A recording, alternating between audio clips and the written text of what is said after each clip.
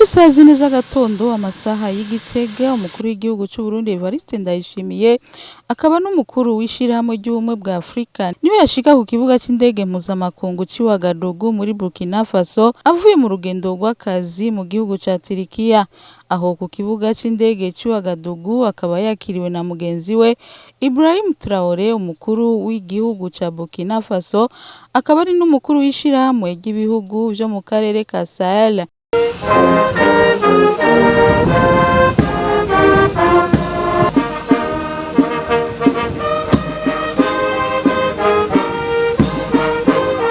Eka n'abandi bategetsi bafise amabanga atandukanye muri ico gihugu hamwe n'abarundi baba muri ico gihugu bakaba bari baje kumusanganira.